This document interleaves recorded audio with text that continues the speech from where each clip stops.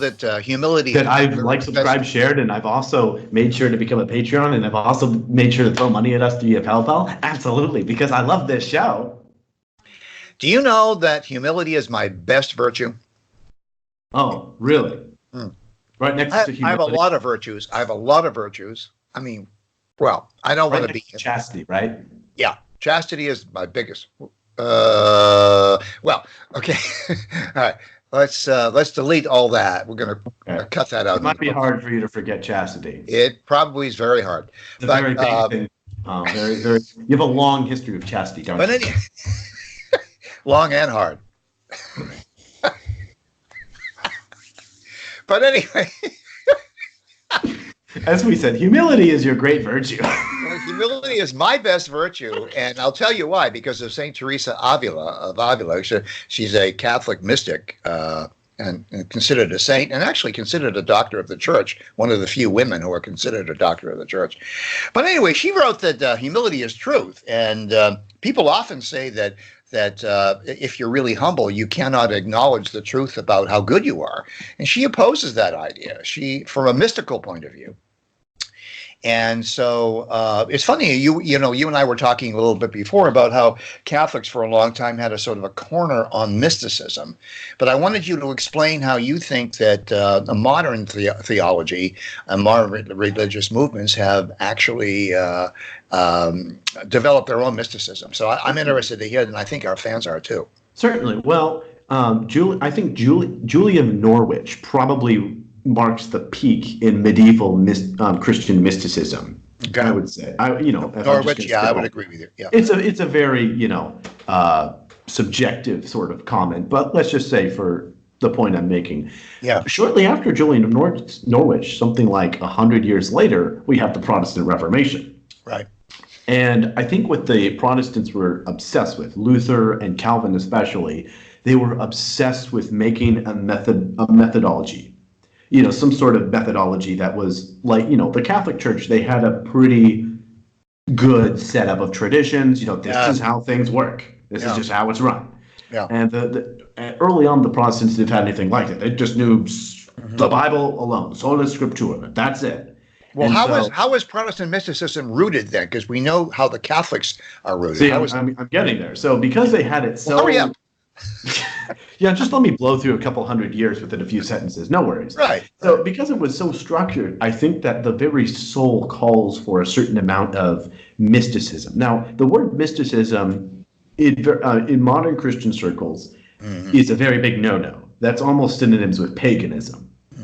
Now they use different words that effectively mean the same thing, like spirit-filled, full of the Spirit, usually has something to do with the Holy Spirit. And the big resurgence, you can see early people like the Shakers.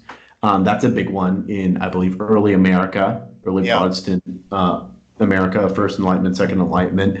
But you see an enormous explosion of Christian mysticism in modern America with the charismatic movement, the Pentecostal movement. And there's different waves of both of those. Do you have a general definition of mysticism to start with? A general well, you are right. We do need one. It's pretty difficult to work with because the very idea itself is extremely vague. Probably the best thing I have is it's something that cannot be academically, I think by its very nature, it cannot be academically pinned down. It cannot be methodologically pinned down. You cannot systematically look at this sort of form of spiritual worship. But effectively, that's what it is totally engaging in a dualist sense, the more spiritual nature of reality rather than the physical. I have a similar definition. It's actually augments yours. My definition is that mysticism is a process wherein the soul transcends even metaphysics for a religious experience. Really? So yeah. How do you transcend metaphysics? Well, that's the thing. That's the thing. See, metaphysics tries to bridge the gap between the material world and the non-material world, but mysticism goes beyond that as a religious experience. Mysticism I believe, is the wellspring out of which all religious experience deism, pantheism, stoicism, all of these experiences arise out of a mystical desire and experience. Teilhard de Chardin, for instance, his last book, called Christology, is a mystical. He wrote it in the Gobi Desert. He was in the middle of the Gobi Desert, and he was so far away from the physical world that he fell into a mystical series of experiences, which he wrote down. Mysticism is an attempt to unify human religious experience and spirituality beyond theology, beyond religious dogma. Yeah.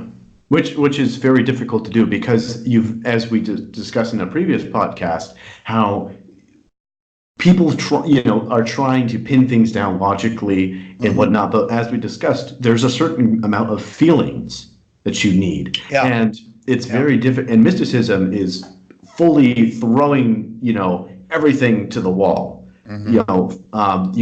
We have that guttural need to make it logical, to make it make coherent sense, but at the same time, it's very raw, very, very just there, and it, in terms of our feelings. And it's often accompanied with the emotions of isolation, the emotions of fear and trembling and sickness unto death, a la Kierkegaard. But also joy and extreme spiritual ecstasy, which is a form of joy, I suppose. Without the peace. Without the drugs. Without the drugs. Ecstasy without the drug. There's a good definition of mysticism. It's ecstasy without the drug. Pretty good, Alex. I like that. It's pretty good. And it's free. That's the other big thing. It's free. That's right. You don't have to go to some sketchy dealer. Yeah. Totally free. So that's pretty much a very brief thumbnail of the entire history of Christian mysticism and where it is now and why it's making. Why don't you recommend for our fans a book that you would like them to read? I'll recommend one that I think. Who would you recommend if one of our fans out there is interested in developing a mystical approach to life, understanding mysticism? Which one comes off the top of your head? The Bible. Okay, good. All right. Fine. I would nominate A Long Day's Journey into Night by St. John of the Cross, a companion and a correspondent with St. Teresa of Avila. In any case, that's all we can do with mysticism today. Thank you very much, fans, for liking, sharing, and sending us some money. And please make sure to like. Yeah, we know about Alex.